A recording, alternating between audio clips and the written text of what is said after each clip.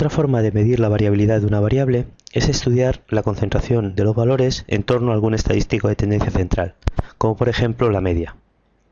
Para ello, se suele medir la distancia de cada valor a la media. Estas distancias se conocen como desviaciones con respecto a la media.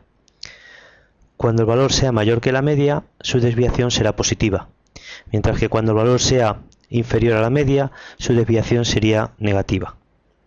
Resulta evidente que si las desviaciones son grandes, entonces los datos estarán bastante alejados de la media, y por tanto, la media no será tan representativa de la muestra como cuando los valores estén concentrados en torno a la media y sus desviaciones sean pequeñas. Aquí tenemos dos casos en los que en el primer caso la dispersión con respecto a la media es mayor porque los valores están más alejados de la media que en el segundo caso donde los valores están más cerca de la media. Por tanto, la media será más representativa en el último caso que en el primero.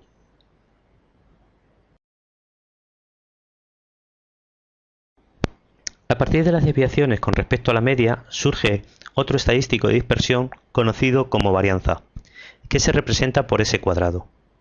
Y se calcula sumando las desviaciones de los valores a la media elevadas al cuadrado por la frecuencia absoluta de cada valor y dividido todo por el tamaño de la muestra. El hecho de considerar los cuadrados es para sumar siempre magnitudes positivas, ya que de lo contrario las desviaciones positivas se compensarían con las negativas. Si se desarrolla el cuadrado de esta diferencia, se puede obtener otra expresión equivalente para calcular la varianza, que consiste en sumar los cuadrados de los valores multiplicados por su frecuencia absoluta, dividido todo por el tamaño de la muestra y restándole al cociente la media al cuadrado. Esta fórmula es un poco más sencilla de calcular y será la que utilizaremos casi siempre. Como la varianza se calcula a partir de las desviaciones, cuando éstas sean grandes, la varianza será grande, lo que indicará gran dispersión, y cuando éstas sean pequeñas, la varianza también será pequeña, indicando poca dispersión. El único inconveniente que presenta la varianza es que tiene unidades al cuadrado, lo cual dificulta su interpretación. Para evitar este problema, se suele tomar la raíz cuadrada de la varianza, que se conoce como desviación típica y se representa por S. La desviación típica también sirve para medir la desviación de los datos con respecto a la media, pero ahora con la ventaja de tener las mismas unidades que la variable, lo cual facilita su interpretación.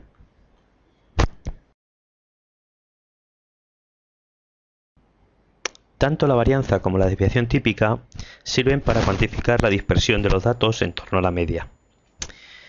En este ejemplo, estamos midiendo las estaturas. Cuando los individuos tienen una estatura parecida a la estatura media, que es esta, entonces la varianza será pequeña y la media será bastante representativa de la muestra.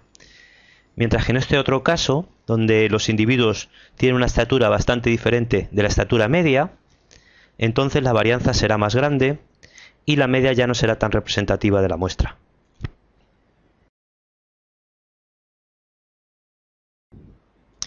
En el ejemplo del número de hijos, para calcular la varianza, conviene añadir una nueva columna a la tabla de frecuencias donde se calculen los valores al cuadrado por su frecuencia absoluta. Es decir, 0 al cuadrado por su frecuencia, que es 2, lo que nos da 0. 1 al cuadrado por su frecuencia, que es 6, lo que vale 6, 2 al cuadrado, que es 4, por su frecuencia, que es 14, nos da 56, 3 al cuadrado, que es 9, por su frecuencia, que es 2, nos da 18, y 4 al cuadrado, que es 16, por su frecuencia, que es 1, 16. A continuación se suman los valores de esta columna, lo que da 96, y esto se divide por el tamaño de la muestra, que era 25, y al cociente se le resta la media, que era 1,76 hijos al cuadrado, lo que nos da una varianza de 0,7424 hijos al cuadrado. Si sacamos la raíz cuadrada, obtenemos una desviación típica de 0,8616 hijos. Comparando este valor con el recorrido de la variable, que va de 0 a 4 hijos, se observa que no es un valor demasiado grande, con lo cual se puede concluir que no hay demasiada dispersión y por tanto la media de 1,76 hijos representa más o menos bien a los matrimonios de la muestra.